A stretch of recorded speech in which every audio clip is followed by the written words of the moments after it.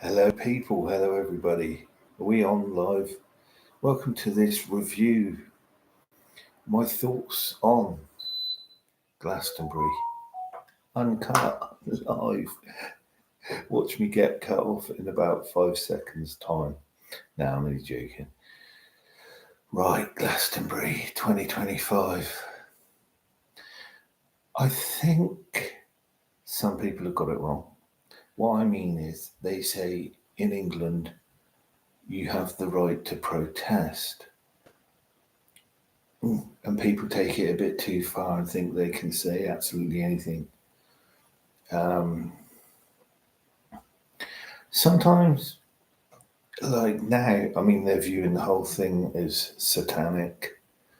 Like they say that the BBC is satanic, that Glastonbury is satanic. Glastonbury's not satanic. Glastonbury has lost its way slightly.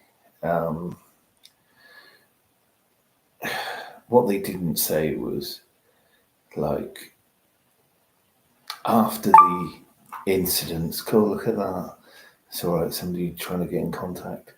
What they didn't say was after the two incidents that happened at Glastonbury, that in other stages it was normal Glastonbury, people enjoying themselves. Prodigy were playing, it was brilliant, and what the Prodigy did was really good. Remember, they hadn't been live on stage for 12 years or something like that. Very brave lead singer. Spoke nicely about Keith Flint, his partner, his music partner, his friend, his soulmate. The poignant side, they just cover the protest bits.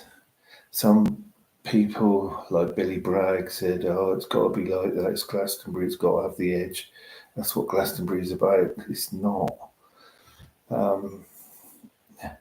Not to that degree, because it could. That type of behaviour can completely close down a festival. Glastonbury is only closing next year to let the wildlife grow, basically.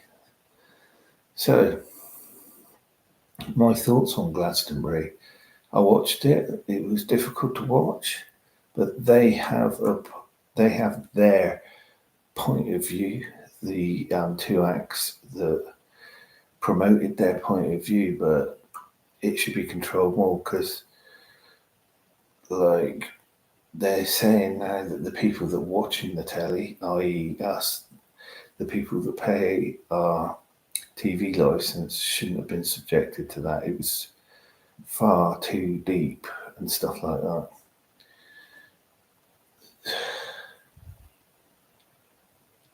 You know, we can't we can't side with what in this country the class is terrorism. We can't side with it. However much people feel they have a right to protest, and they do, certain things they shouldn't be allowed to do, because remember, Glastonbury is family viewing.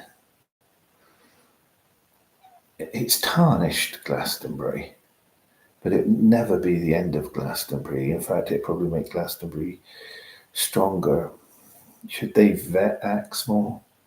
Well, yeah, clearly.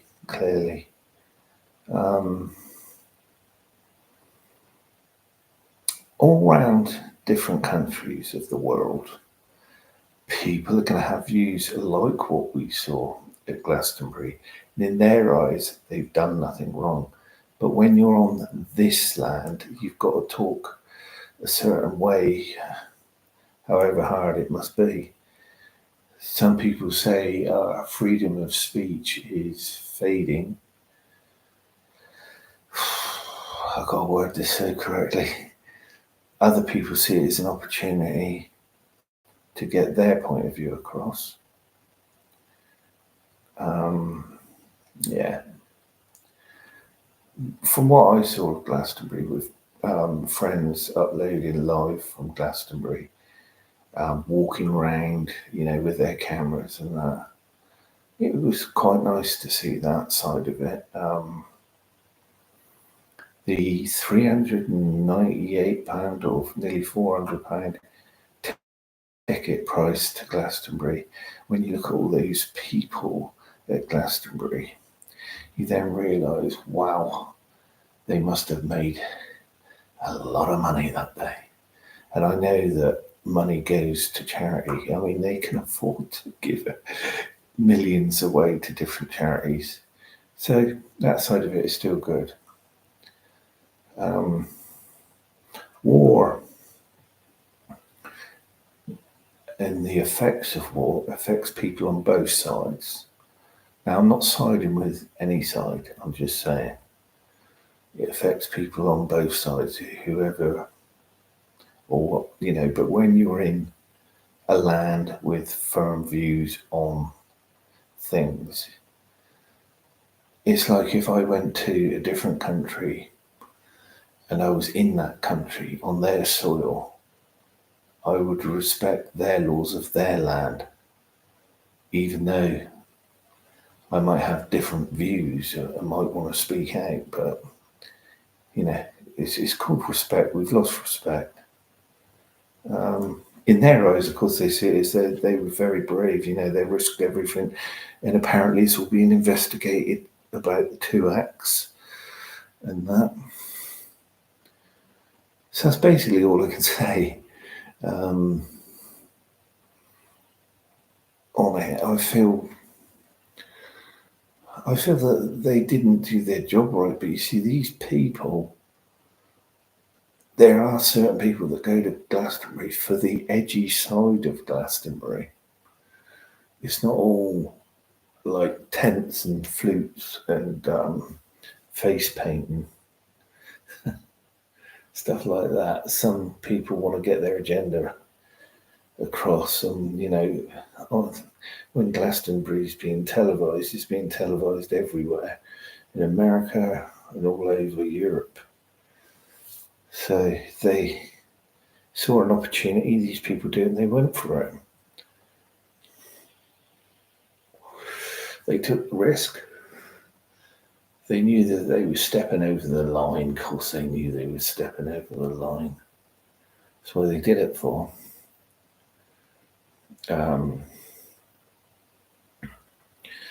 But obviously, this is what happens in a multicultural society. Will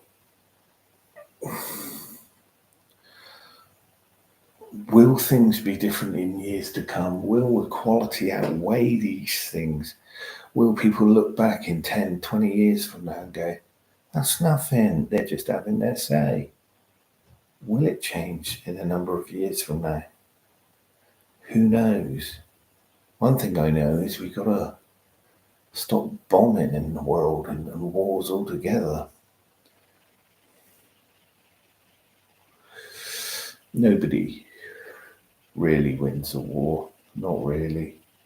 The pain and the suffering on both sides is evident in people for the rest of their lives. That's my view. It's a very normal view, it's a very simplistic view, but it's the truth. What could I see happening to Glastonbury? Glastonbury's got to police itself a bit better, I believe. But apart from that, there was loads and loads of other acts on different stages. It was business as usual. The Cure was singing and having a good time. You can't let a few moments spoil the whole thing. A lot of people went home and still had a good time. A lot of those people there have been there for 3 days or whatever. They didn't even know what they was doing anyway, chanting away. That's my belief. They were just doing it. They thought it was part of the act. I expect half of them thought afterwards, oh, what was we chanting that for? I can't see. I don't know. Oh yeah, I found out an interesting fact about Glastonbury.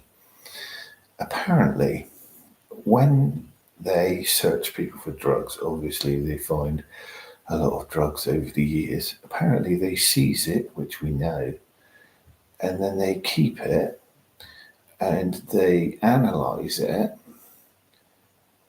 and they check the purity of it each year of Glastonbury, like over the years. And they said the reason they do this, the authorities, is they can check the quality. Like they can say that's, I don't know, 60% cocaine mixed with something, and they can actually tell people what, really is going on through studying it. So the seized stuff gets analysed before it gets disposed of. So that was quite an interesting one. I don't know what video I watched, but that's what they were saying on this video. You can't deny though that Glastonbury, cool, it's getting bigger every year, isn't it? I saw they had a pier there, which I never knew they had. Sort of like an on-land seaside pier, full size, like the size of Bournemouth Pier. I never knew that existed there. They got a Stonehenge made out of old cars. Is it for me? No, it's not. It's for me to watch on me telly, but to tell you the truth, I wouldn't want to spend that amount of money, sit in a tent and go to sleep, try and go to sleep in a tent. What people don't realise is there's certain parts of Glastonbury when even at night they party through the night. So you're going to hear distant noise. So if your tent is quite close to a place where they're partying all night, you ain't going to get to sleep anyway. And you probably find you won't get to sleep anyway.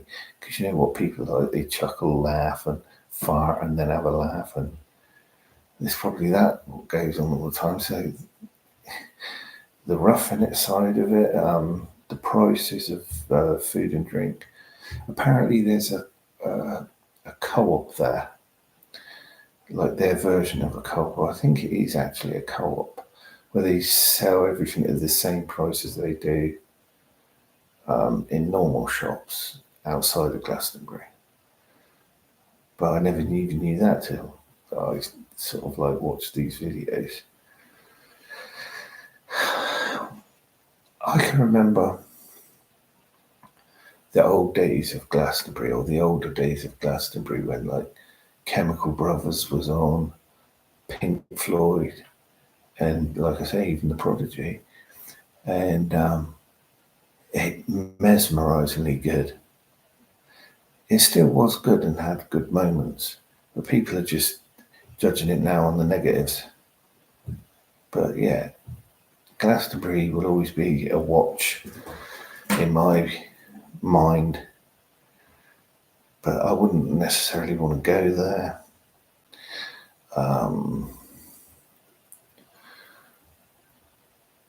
It's for all ages though, because there's people in their 90s or in their 80s walking around. So it's of all ages, they don't discriminate. Yeah, but it's not for me. Nah, I wouldn't want to go. I'll watch it on the telly. That's about it. Beautiful part of the world. I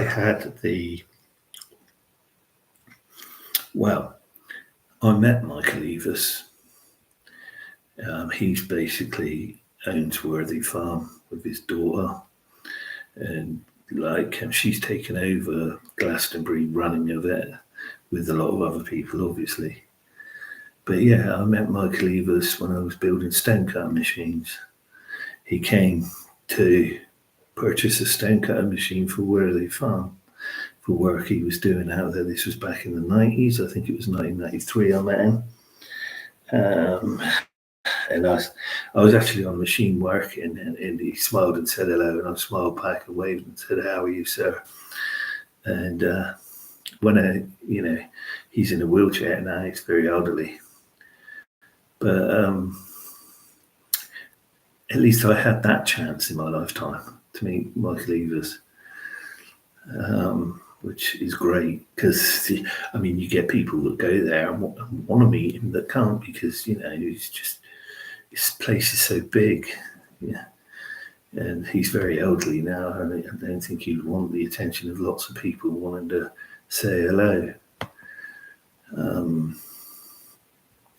But yeah, Glastonbury, long may it carry on. I would like it to shed its lefty side a bit more, and the scales weigh out, as they say. I like it to become like what it used to be. Like there was always left and right wing views at Glastonbury, but now it seems to be painted with the left side of it. But I can't even see that really. I can't see that. I can see it in some ways, but not in all ways. With the acts they have on, Rod Stewart, he rates Nigel Farage, So it's not all left wing, lefty side. It comes across as that when you hear Katie Hopkins, is that her name? And she was slating Glastonbury, all for the lovies with loads of money from banker mum and dad. She says she's only having a laugh. But in her comments, God, I think she didn't look at the comments on what she's been saying about Glastonbury, because if she'd have looked, they were slating her like rotten in the comment section. But yeah, I just thought I'd make this video just to air my views on Glastonbury, but do it in a way that I don't get closed down. Because we have to watch what we say, don't we? Because of the media. Well, we are the media, really. People are watching me on their tellies and stuff, or whatever you're watching me on. You could be watching me on a phone or a tablet, or if you're wealthy, an Apple device.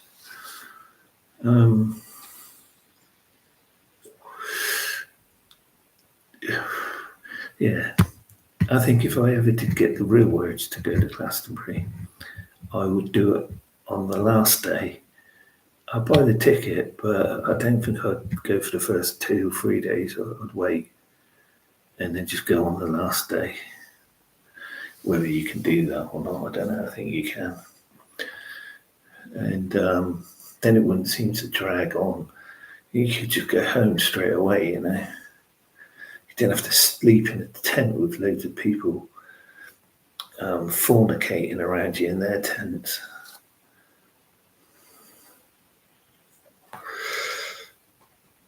Beautiful place, Glastonbury. I will be going to Glastonbury Town Centre, if you can call it centre. It's just as exciting in my views. There's loads of shops that are similar to the stalls at Glastonbury, Loads of interesting shops around Glastonbury. So I might go to Glastonbury. The town centre, that is. One day, might even go this year, I don't know. But yeah, on reflection, I think I'd like to see it become what it was before, but then in some ways people did voice their opinions at Glastonbury now and again back in the day, so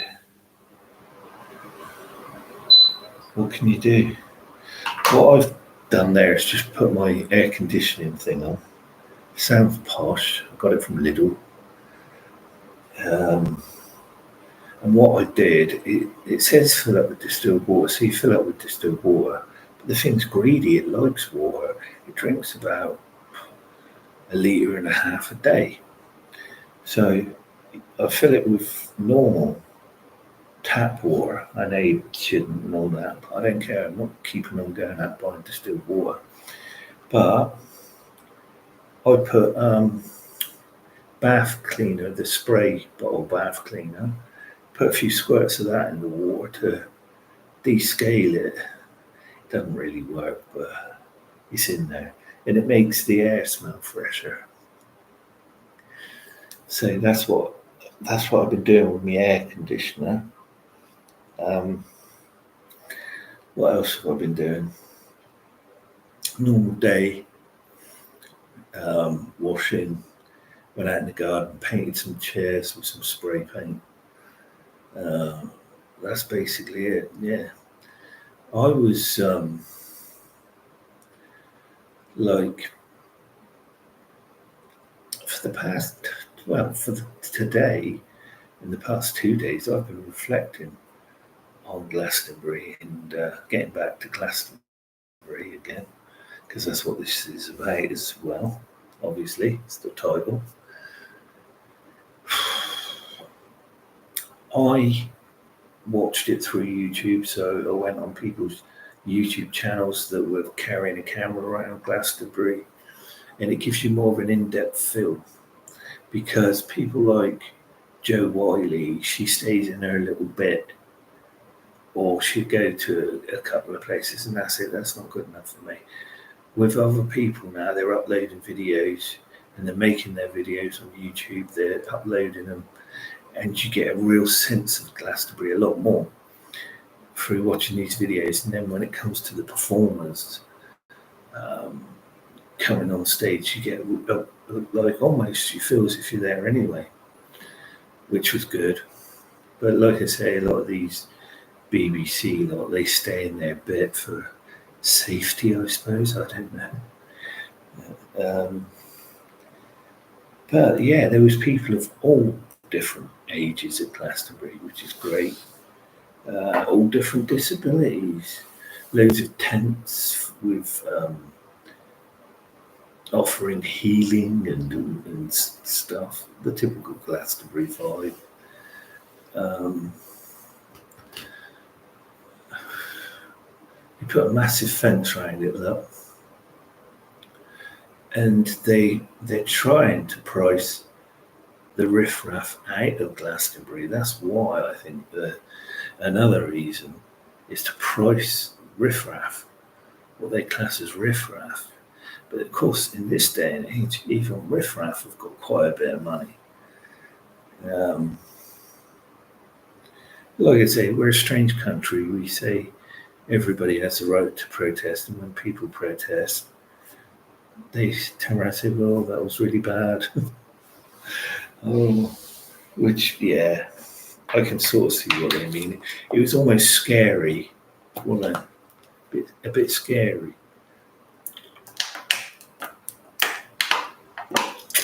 What I mean is like, is this what this country's come to now?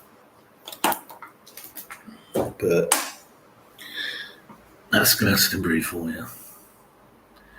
But like I say, the whole of Glastonbury, I thought went off well. I thought it was very good.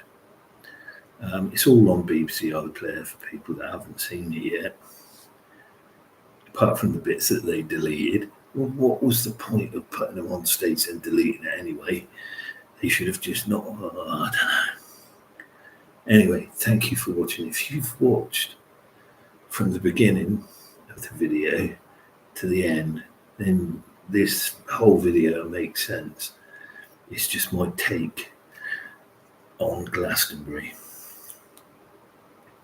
There was some drummers, like Martian drummers with LED lights in their ears and things. That looked pretty cool. But that was done at night, and that did look good. They were keeping a good beat going. I like that. There was people climbing up like almost like Tetris blocks, almost like putting a milk crate, yeah, standing on it, then putting another milk crate on, then standing on that, putting another milk crate on, and this woman got to about 14 milk crates high, and then she fell off. Obviously, she was in a wire thing, so she didn't actually fall to the ground, but that was good to watch. Just certain things. I enjoyed it. I enjoyed watching it on YouTube. I think if you've got YouTube and you've got BBC iPlayer, you've got a better version of Glastonbury than just what they saw through the BBC.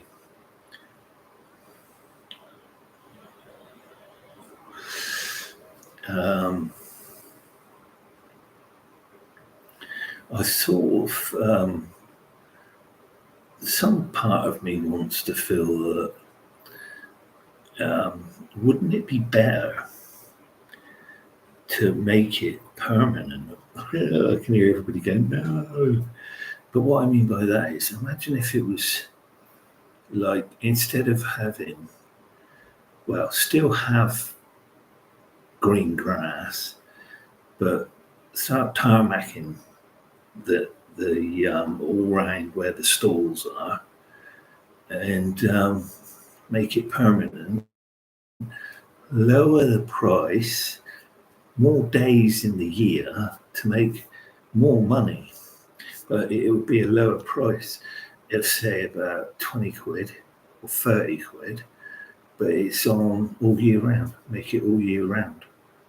I think that would be cool, because then some people might say, well, you ain't going to get such a massive crowd. But it would be like an intense thing. People could, you'd see all different kinds of bands playing. From bands that used to play in pubs could play there, and perhaps it might evolve to that. I very much doubt it, because it's in the wording, isn't it? It's just a festival, like a harvest is a festival. It's seen as that. But like I say, imagine if it was all year round. People could enhance their music careers. You could have even places where people could learn and produce music even. And just make it all year round. Saves taking it down. Lower the price. Everybody's a winner. You say, yeah, but you won't get the crowds. I still think you would get quite a few people, especially if you had like headliner acts. But I suppose, I don't know what these people charge, because they're that Rodriguez lady there, and she must have cost quite a bit to book her, because she's like well known, and I've forgotten her first name. But yeah, I think so myself. I don't know what I'm talking about now. It's late, it's a hot day. Thank you everybody for watching. I shall see you in the next one.